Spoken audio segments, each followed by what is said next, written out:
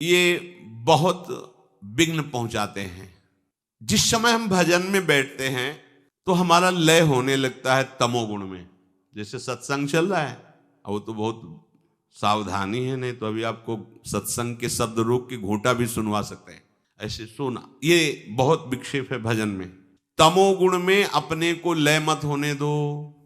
एक नींद का समय रखो, उतने के अलावा नींद नहीं आनी चाहिए।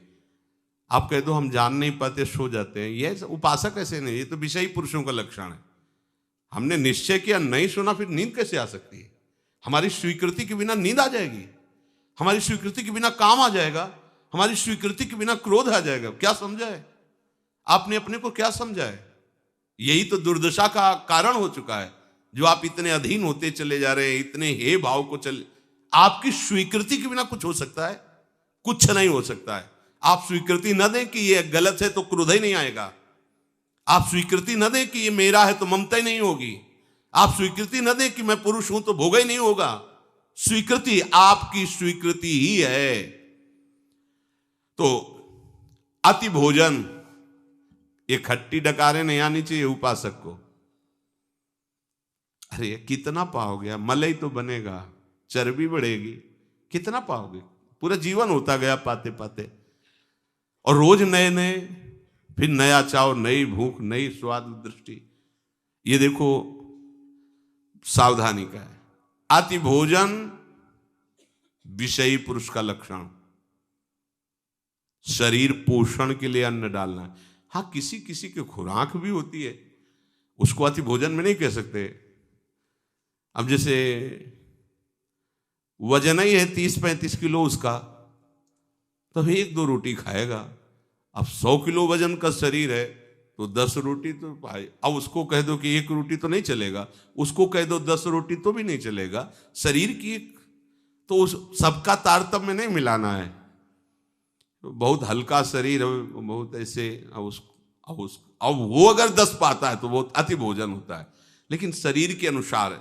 जितने में आपको पाने के बाद यदि 1 घंटा बैठना पड़े तुरंत, तो आपको ये ना लगे कि आपका पेट भरा है। ऐसा उपासक को भोजन करना चाहिए। इससे आप लय से बच जाएंगे, जो हमें भजन में बाधा पहुंचाता है। ये लय, पहला तो अति भोजन, पकवान अति पा लेने पर फिर पाचन तंत्र पर प्रभाव पड़ता है, वो भजन नहीं होने देगा।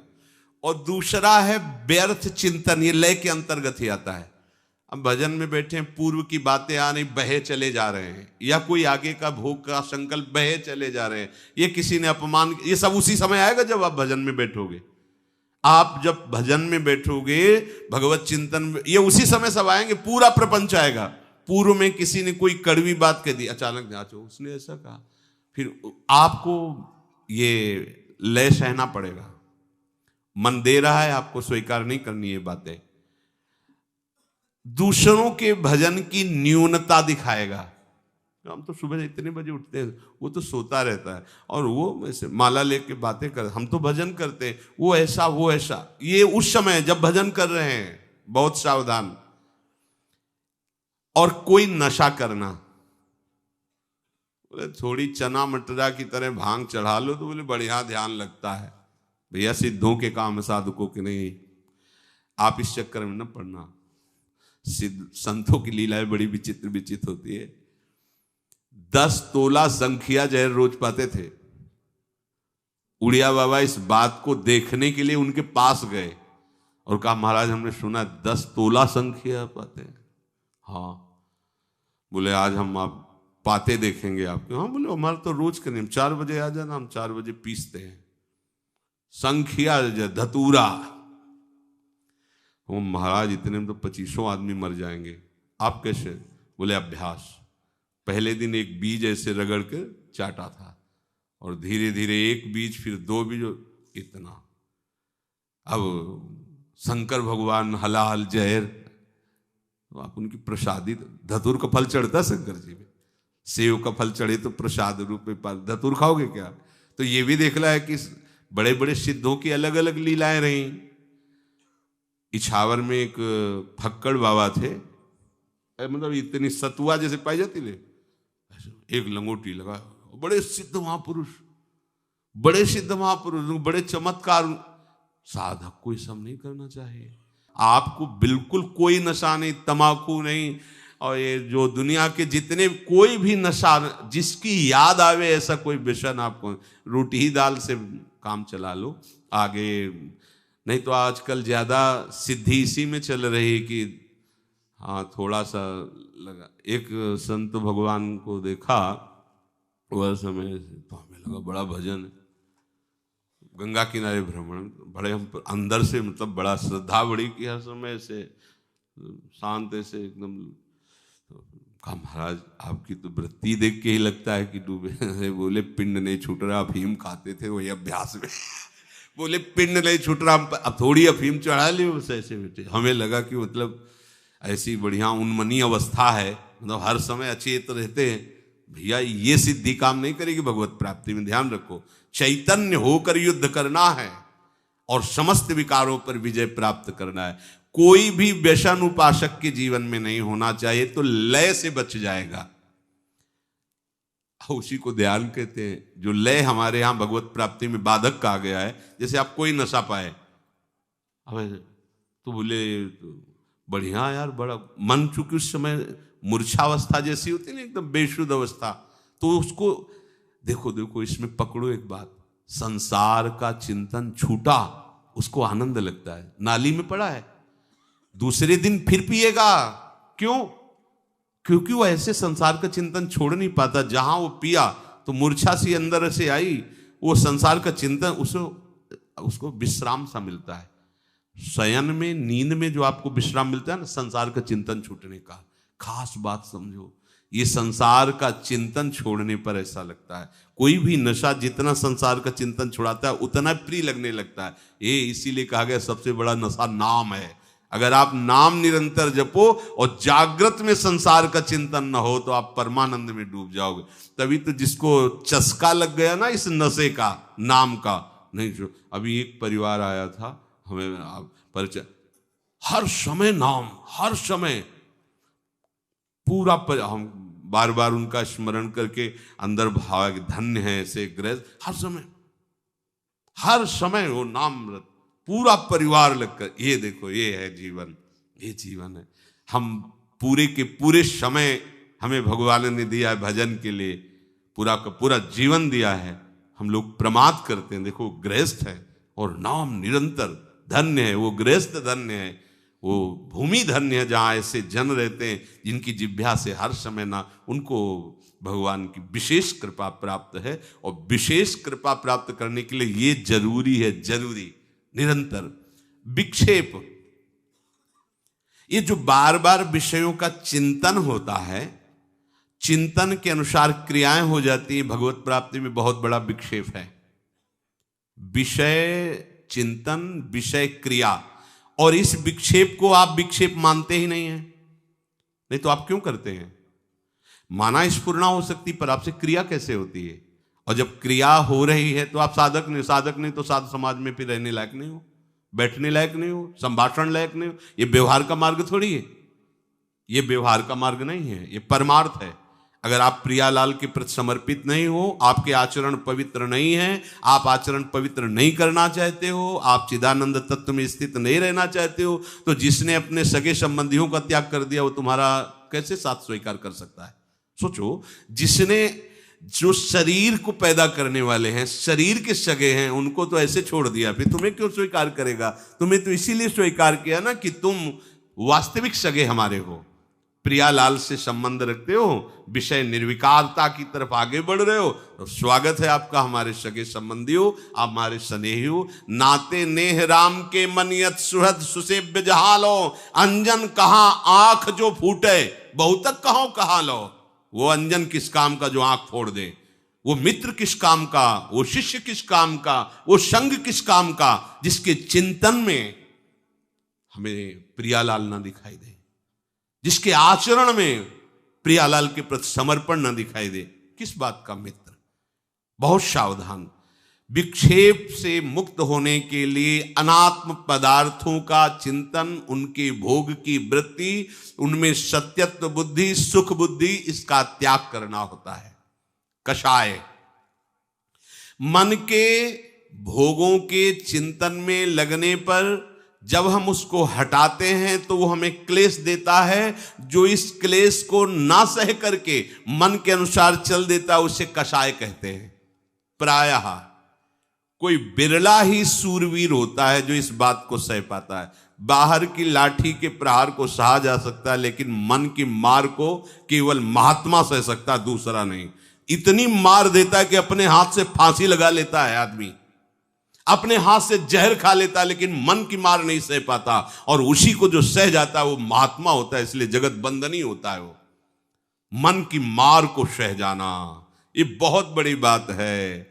मन जहां नचाता है वैसे पूरी सृष्टि नाच रही है, और मन को जो प्रभु के चरणों में नचा देता है उसे महात्मा कहते हैं। और नाम में सामर्थ्य है, ये सामर्थ्य आप में जागृत नाम करेगा। भोगों से हटाने में जो क्लेश होता है उस क्लेश को मन तुम्हारे हृदय में पैदा करेगा, उसको सहो। यम ही न व्यथ्यन्ते ते पुरुषम पुरुषर्षभ। हे पुरुषों में श्रेष्ठ अर्जुन, जो इस मन के द्वारा दी हुई व्यथा से व्यथित नहीं होता वो परम पद का अधिकारी होता है। ये अंदर बैठा लिए बात, ये अंदर बैठालने की है। और जो उस मन की जलन को मिटाने के लिए मन पर दया करके उसकी आज्ञा के अनुसार बर्ताव करता है वो भगवत प्राप्ति से विमुख हो जाता है। ये मन बहुत थोड़ी देर तो यार मनोरंजन चाहिए ना, हाँ यही तो चाह रहा है वो। थोड़ी देर दो, पूरी सामग्री 24 घंटे के लिए जमा कर लेगा। मन को अगर आपने थोड़ी देर के लिए भी उसको छूट दे दी तो इतना वो चतुर खिलाड़ी है कि 24 घंटे तुमसे युद्ध करने के लिए वो सामग्री तैयार कर लेगा। हर समय उस पर नजर रखनी, सोते जागते उठते बैठते देखना, इंद्रियों के न घोड़े भगे, रात दिन इनमें संयम के कोड़े लगे, तभी उसको इनाम मिलता है इस बात का। क्या? अखिल लोक चूड़ामणि प्रभु स्वयं उसे गले लगाते हैं। आओ बहादुर, मेरी माया का त्याग करके मेरे प्रति आयो। जब तुमने मेरे को देखा नहीं था, मेरे से मिले नहीं थे, तब केवल मेरी बात सुनकर तुमने संसार का त्याग किया, इसलिए मैं बिक गया तुम्हारे हाथ। जो लोग कहते हैं ना कि प्रभु को तो देखा नहीं सुना नहीं, वो देख रहे हैं। जिनको हमने देखा नहीं, जिनसे हमारी बात नहीं हुई, उनके लिए हम उनको त्याग रहे हैं। जिनको देखा है, जिनसे बात की है, जिसको हम सुख मान रहे हैं, केवल उनको रिझाने के लिए। किनको पता नहीं है, जिनका हमें पता नहीं है, जिनको हमने देखा नहीं, कभी बात नहीं, उनके लिए सर्वस्व त्याग कर दिया। तब वो आगे आके अखिल लोक ब्रह्मांडों के स्वामी हृदय से लगाते हैं और कहते हैं, अहम भक्त पराधीनो अस्वतंत्र इव द्विज। मैं परम स्वतंत्र आज अपनी स्वतंत्रता को इसके हाथ में देता हूं। मैं अस्वतंत्र हूं और ये स्वतंत्र है। अभी तक मैं सारे जगत को नचाने वाला, आज भक्त मेरा नचाने वाला बनेगा। जैसा चाहेगा भावे मोहि जोई, सोई सोई करें प्यारे। अब ये जो चाहेगा वही मैं करूंगा। क्यों? सबसे ज्यादा प्रभु इस बात पे रीझ गए कि इसने मुझे देखा नहीं था, केवल मेरी बात पे, मेरी बात सुनकर इसने सब सुखों को त्याग कर दिया। इसलिए प्रभु रीझ जाते हैं। एक एक आपकी वृत्ति देख रहे हैं प्रभु, एक एक चाल देख रहे हैं। ऐसा मत सोचिए कि जीवन हमने त्याग में व्यतीत किया, मुझे क्या मिला। परिणाम देखना, आजान बाहो प्रभु तुम्हें गले से लगाते मिलेंगे। और ये शरीर छूटने के बाद नहीं, शरीर में रहते हुए। ये भ्रम छोड़ दो कि मरने के बाद ही प्रभु मिलते हैं, नहीं। ये आपकी तन्मयता, अगर नहीं रही, कुछ चूक रही, तो फिर शरीर छूटने के बाद वो सारी चूक मिटा करके प्रभु से स्वीकार। अगर जीते जी आप ऐसे हो गए तो फिर आपकी शिकायत मिट जाएगी कि प्रभु मिले नहीं। नहीं नहीं, बहुत कृपाल हैं और ऐसे प्यारे हैं कि करोड़ प्राण हो तो न्यौछावर उनका अपनापन जैसा है वैसा कहीं त्रिभुवन में किसी से नहीं मिला। बस वो थोड़ी जरूरत यही है कि एक बार समेट लो मन को, और आप समेट सकते हैं। ऐसा नहीं है, आप समेट सकते हैं, आप कुछ भी कर सकते हैं, आप कुछ भी कर सकते हैं। अरे आप कोई और नहीं है, बस आप ही आप हैं। बस कैसी भूल हो गई, आप सब कुछ कर सकते हैं। आप जो सोचते हैं कि मेरे में सामर्थ्य नहीं, वो आप शरीर को लेके बात कर रहे हैं। स्वरूप के लेके बात करेंगे ना तो आप कुछ भी कर सकते हैं। आप महान से महान पदवी को, और आप नीच से नीच योनियों में जा सकते हैं। इसलिए सावधान हो जाइए, अपने हृदय को भगवत चिंतन में ऐसा तन्मय कर दो कि शरीर और शरीर के विलास की स्मृति ही नष्ट हो जाए। यही इस जीवन का परम लाभ। केवल श्यामा श्याम हमारे चिंतन का विषय हो, हमारे आश्रय का विषय केवल श्यामा श्याम रह जाए। हम श्यामा श्याम के लिए पागल जैसे हो जाएं। जैसे पागल जिस बात को पकड़ लेता है वो सीधी हो जाता है, हम ऐसे सीधी हो जाए श्यामा श्याम श्यामा श्याम। उनकी लीला, उनकी बात, उनके जन्म, उन्हीं की भावना, दूसरा कुछ नहीं। ये जन्म सार्थक हो जाए। ये सबके भाग्य में नहीं लिखा। आप लोग बड़े भाग्य वाले हैं, आपके भाग्य में लिख गया। ये जो सौभाग्य मिल रहे हैं ना, सबके भाग्य में नहीं। बेचारे पूरा दिन विषय संग्रह में, पूरी रात विषय भोग और निद्रा में, पूरा जीवन यूं का यूं एक गया समय पीछे का। ये समय भी गया, अब पता नहीं कितने मिनट समय बचा है, किसी को पता नहीं। लेकिन हमको इसकी चिंता नहीं, क्योंकि हर क्षण सही जगह जा रहा है, इसलिए कोई चिंता नहीं। बस आपका वर्तमान समय केवल प्रियालाल के चिंतन में जाए। भविष्य लिख लो, ऐसा मंगलमय होगा कि ब्रह्मा जी भी प्रणाम करेंगे आपके भविष्य को, जो निश्चय हो रहा है। बिल्कुल चिंता मत कीजिए, बस चिंतन कीजिए श्री जी का। थोड़ी ये तो सुधार करना पड़ेगा। शरीर संबंधी ये जो गलत चेष्टाएं, शरीर के प्रति जो ममता रखकर भोगों में उतरना है, बंद करो। बहुत समय हो गया, बहुत जन्म व्यतीत हो गए, कहीं कुछ नहीं, केवल भ्रम। आपकी स्वीकृति, आपका मनन, यही आपको गिरा रहा है। आप सावधान हो जाइए। ये जो शास्त्र और संत जन है, ये सही सुख में निमग्न करने के लिए है। ये आपके कोई दुश्मन नहीं है। देखो, माता पिता प्यार करेगा तो प्राकृतिक वस्तु देकर आपको सुखी देखना चाहता है। बढ़िया मकान हो जाए, खूब रुपया हमारे लड़के के नाम हो जाए, बढ़िया दुल्हन मिल जाए, हर व्यवस्था हो जाए। लेकिन ये व्यवस्था सुख की नहीं है, वो नहीं जानते हैं। जब गुरु प्रसन्न होगा तो तुम्हारे शरीर के राग का ही नाश कर देगा। तुम्हारी एक एक प्रवृत्ति पर शासन करके भगवदाकार कर देगा।